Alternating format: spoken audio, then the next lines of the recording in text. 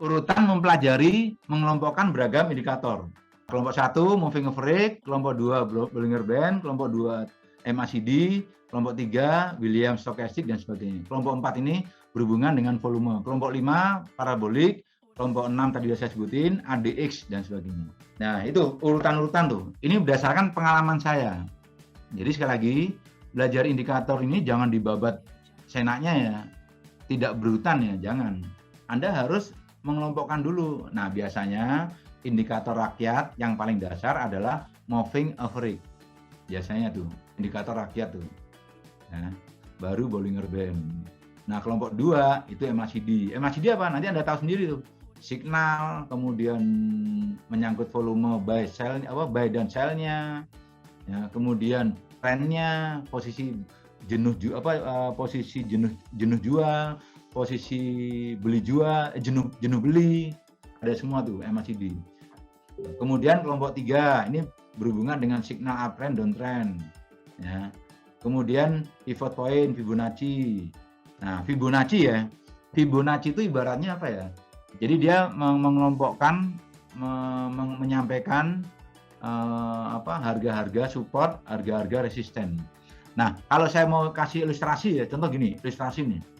Misalnya, Anda mau berenang nih di laut ya, di laut ya.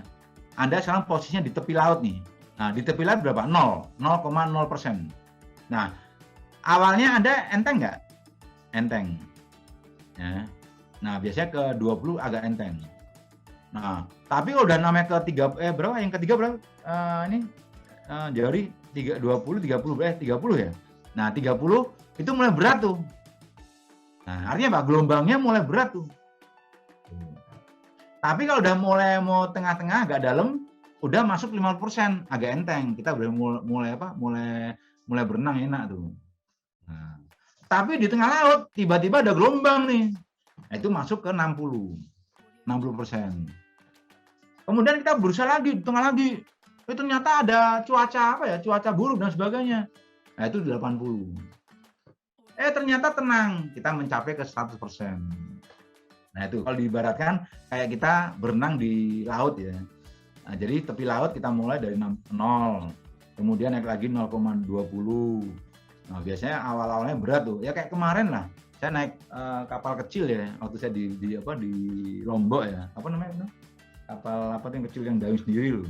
Awalnya enak tuh, tapi lama-lama yang 20 agak berat. Lama-lama ke 30 berat juga. Udah mendingan di tengah-tengah, udah mendingan. Mau kemana aja, kiri kanan bisa. Itu. Nah, itu contoh tuh. Jadi diibaratkan kalau kita mau berenang ke laut ya, atau mendayung menggunakan perahu ya. Itu. Nah, itu Fibonacci. Jadi Fibonacci silakan belajar sendiri. Masing-masing punya keunikan, punya ciri-ciri di setiap step persentasenya. Oke. Nah, ADX silakan baca tuh. ADX itu punya keunikan. Kalau dia di bawah, kalau dia di tengah, kalau dia di atas, waduh, ngacir itu. Kalau dari bawah, ngacirnya lama. Kalau dari tengah, ngacirnya jangka pendek. Kalau dia di atas, ngacirnya hanya sesaat. Nah, silakan Anda belajar sendiri tuh tentang ADX tuh. Ini juga indikator favorit saya, tapi kadang-kadang saya gunakan ya kalau lagi iseng ya malam hari ya.